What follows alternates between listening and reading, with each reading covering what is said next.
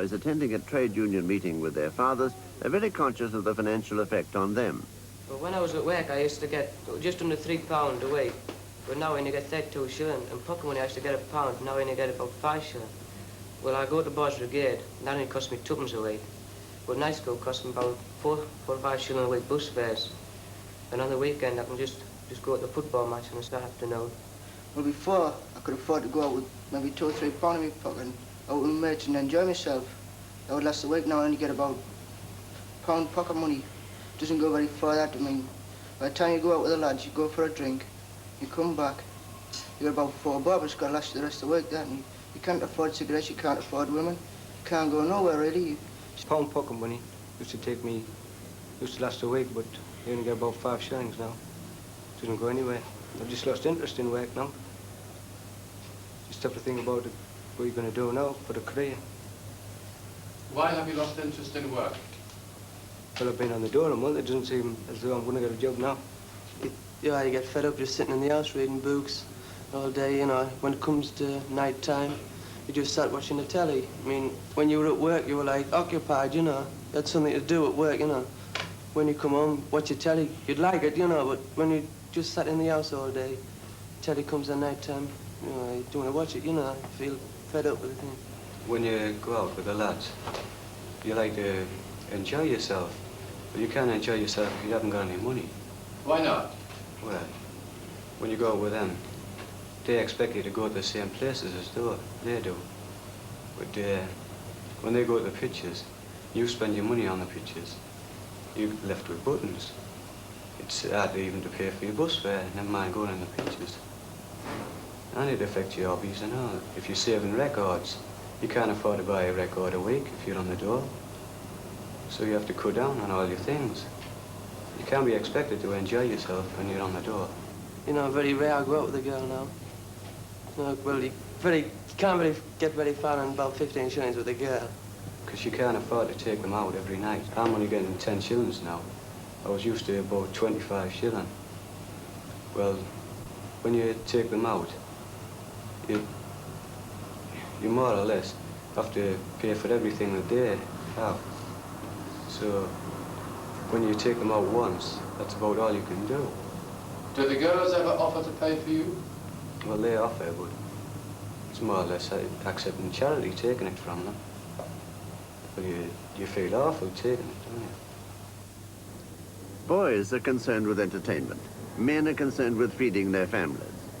The consumption of meat is a fair guide to living standards.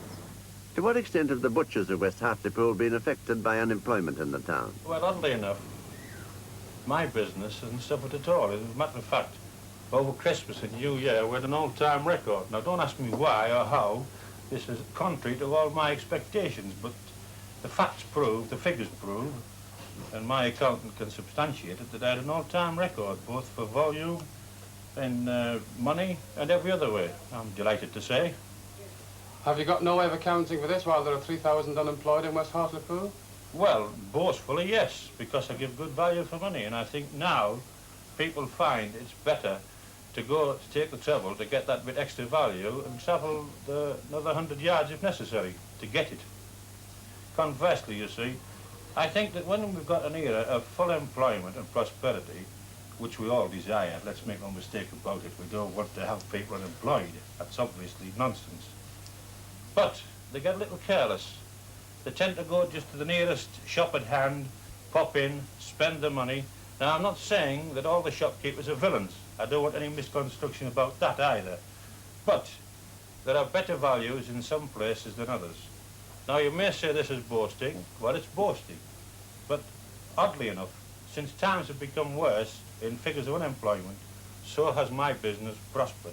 And I feel there must be a lesson for the shopkeeper. Many unemployed people have told me that they're eating less meat.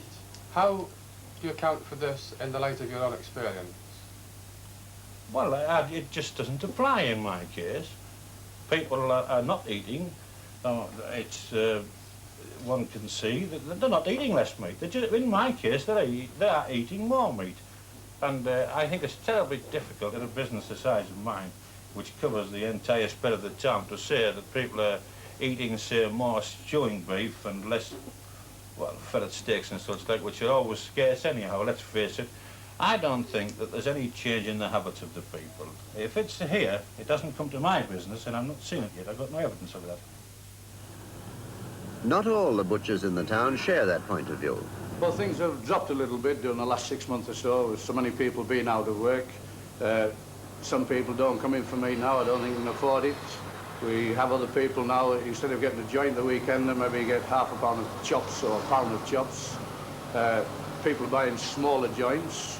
They've cut out such things as frozen foods, which are more of a luxury, and in general, all of them are slightly cutting down. Are your prices competitive with other butchers in the town? Yes, I think we're as competitive as anyone. We have a very competitive block where we are here. There's about 4 butcher shops, and we have to be really low down in price to get the trade. Do the customers who buy the cheaper joints tell you what else they're buying instead of meat? Well, yes, I think they're mostly buying potatoes, and maybe when the vegetables are cheaper, they'll buy a lot more vegetables, make do with less meat. But on the whole, it's not drastic yet, although we are expecting it in the future. For unemployed families in real need, the NAB is able to supplement their dole. Instead of queues at the offices, the assessors visit men in their own homes. The number of unemployed men receiving assistance has more than doubled in the last year. Of the 3,660 people who've lost their jobs, 40% are receiving allowances from the board. Now then, I have the form which you filled in at the Employment Exchange, from which I see that you're getting an unemployment benefit, which isn't quite sufficient to meet your commitments. I'm pleased you've applied, because there are still a lot of people who don't know the facilities that are available, and these are the people we want to reach. It's strictly confidential, too. I must assure you of that. No one will know anything at all about it. And above all, if any grant is payable to you, please don't regard it as charity. It's a right you've got. I have to ask you a number of questions, but as I said before, it's confidential all the time. How long have you been out of work? 6 weeks. 6 weeks. What rent do you pay here? £1.16 and 6. £1.16 and 6. And how many children have you? 6 children, including the triplets. 6, including the triplets. The information gained from these interviews is filed, checked, and assessed. On what basis is an award made? On the basis of scales approved by Parliament, which, when rent is added, gives a basic standard from which we work. This standard, of course, can be adjusted to meet the special needs of any particular case. How much flexibility do you have for special cases? We have quite a lot. Considerable discretion to meet the needs for extra fuel in the case of people who need it, for extra nourishment if a person is sick. In fact, in many ways we can meet the needs of any particular case. What qualifications do your officers have, the people who make these awards? What qualifications do they have? This is a government department, as you know. They're civil servants. They have the qualities of humanity, understanding, and sound common sense. Do you think that civil servants rather than social workers are better fitted to make this kind of decision? Oh, yes, I think so. What is the average payment made by the National Assistance Board?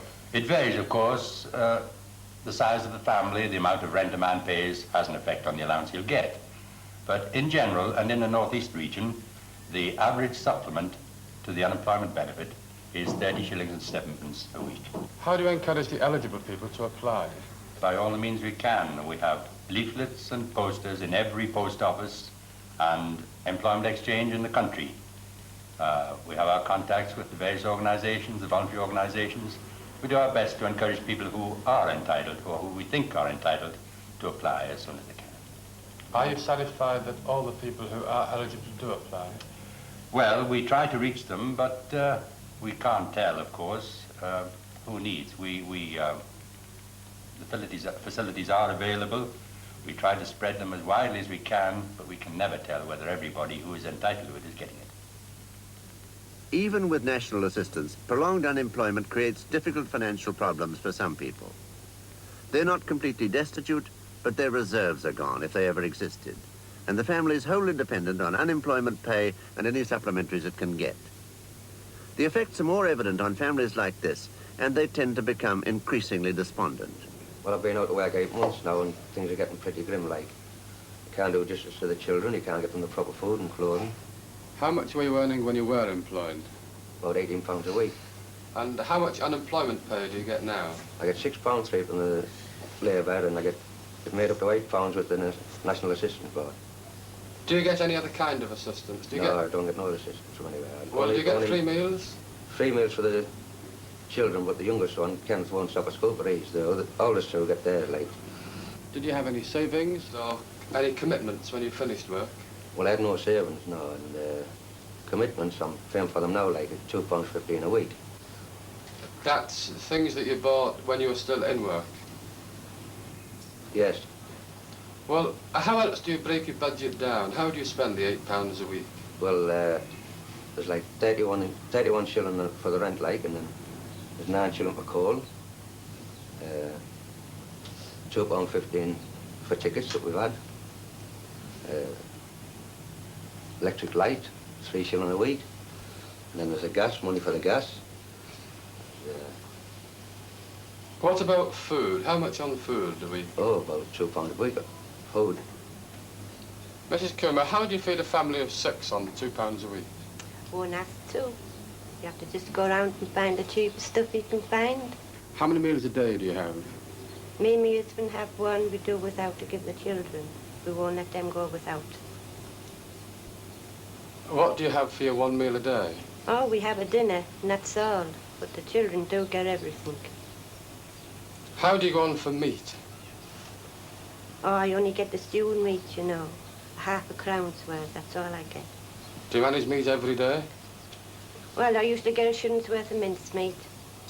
And that has to do with a lot of us. What about milk? I get 1 free pint and 1 cheap token. And do you manage to get fruit for yourself and your husband and the kiddies? No, none at all. How about vegetables? Just the potatoes and a 6-penny tin of peas. Apart from food, what other things do you economise on? Well, mostly me food and me coal. And when we have no coal, well, we just have to do without. Or chop something up, put on the fire to make a fire for the children. What sort of things can you chop up? Oh, I've chopped my table up, and I've chopped 2 dining room chairs up. Even my shopping bags that's gone in the fire. We just have to do it, because we won't let the children go without a fire. And if we have nothing to chop up, we'll sit round the oven, the gas oven, with it on, to keep warm. But what about the gas? Do you spend a lot then on the gas in order to keep warm? Oh yes, 2 shilling to 3 shilling a day I spend on the gas if we sit round it. Has the health of the children been affected? To now they're being all right, like it's mostly me and my husband. We've gone down in weight terrible. I used to weigh 8 stone, now I weigh 6 stone 7. My husband used to weigh 10 stone, now he's only 7 stone 8. And when we have nothing at all, I took his suit to the pawn shop. My heart is broken, but something lies that's right inside me to broken. I'll cry like this, not real cry by and by, when the tide of the well must be open. No longer meeting at work, a gulf opens between the employed and the unemployed. A gulf which is not bridged in the pubs and clubs. There are few ways of meeting friends without spending at least a little money, and the unemployed have no surplus. Unemployment isolates them. I know quite a few people we used to go out with, you know, and say them, I'd bring the wife out tonight. No, we can't afford it, staying at home. When they're employed, they used to come, but we don't see them as often as we would like to. This, of course, is due to the financial embarrassment. This, of course, can be based on one thing. They like the pint, we used to have our drink together. This, of course, doesn't happen. I would say that, far and large, this is going to be possibly a social stigma between the worker and the non-worker.